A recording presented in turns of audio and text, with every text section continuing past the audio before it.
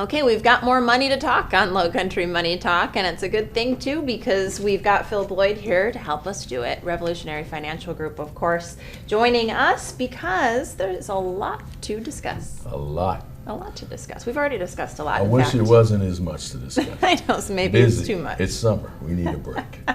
You don't get a break, Phil. We need you, sir. Okay. We're going to walk through some historical numbers for you on this show because this is really interesting stuff.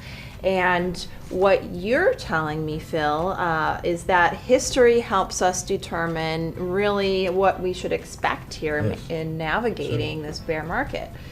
So let's talk about that. Phil's fifth bear market. Did you know that? That was a fun fact. I wish it wasn't, but the fifth one. Oh, other fun facts. The S&P is down 21% since January 3rd. NASDAQ down 31.5 since November.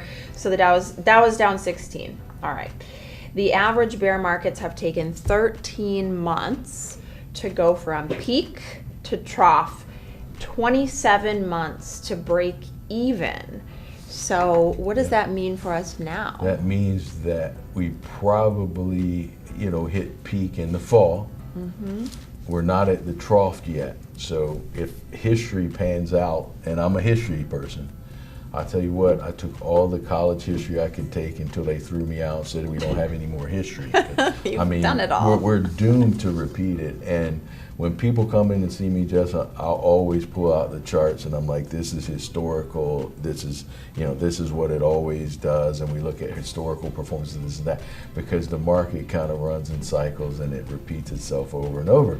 So if we look at that history and we say, okay, if this pans out, who wants to predict, but probably about 5 months, would be the 14-month mark. Right. So, we'll see. We'll see. And then the 2 years to break even. The one thing that I share with people at our events is if we have a 40% downturn in the market return, or in their market returns, and we get an 8% rate of return, it takes 6.6 years to get back to where you were. So we live in a society what wants immediate results. Right. You're gonna have to be a little patient with this one, right. okay? So let's see what brought us to this. If we're down too much, why? Right. Did we have too much exposure? The other thing we don't wanna do is if the market is still heading down, we don't wanna keep feeding into that. We wanna readjust pull back a bit on the upticks in the market instead of feeding more down into it because it'll pull us down for even more. I got it. So I would take that to like someone that's at a casino table and they were up all of this money and then they got back to their start point and they're like, well, hey, I got to get all that back. And then they throw their good money in there and it leaves them down even further. So we don't want to do that. Right. No. Okay, so what not to do?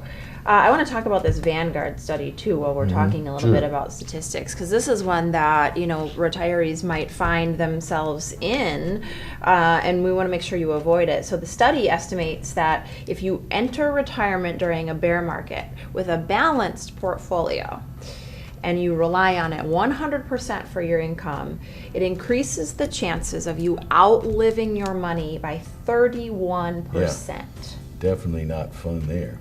So what we want to do is we want to make sure that when we enter that bear market, we have another place that we can go take income that will not be affected by the downturn in the market.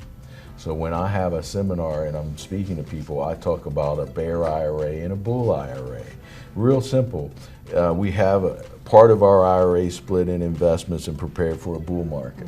So when everything's lovely and the bull's running, we may take our income and our required distributions from that side because we have to take distributions. Right. That's another thing.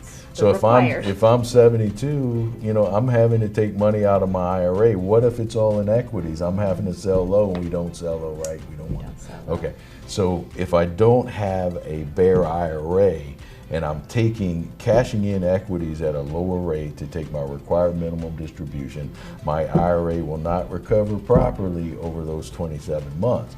So I need part of my IRA in what I call a bear IRA strategy, where if the market's declining, at least on this side of my IRA, these assets do not decline with the equity decline, and I can take my income from there without losing principal as far as the market pulling me back even further. This is incredible information, Phil, and your strategies to keep us safe. You know, this is a fear that people are having, a very realistic fear. We're going to wrap up some of this information for you on the back end of this break, and it'll be the back end of this show as well. So we hope you'll stick with us for one more. We'll be right back.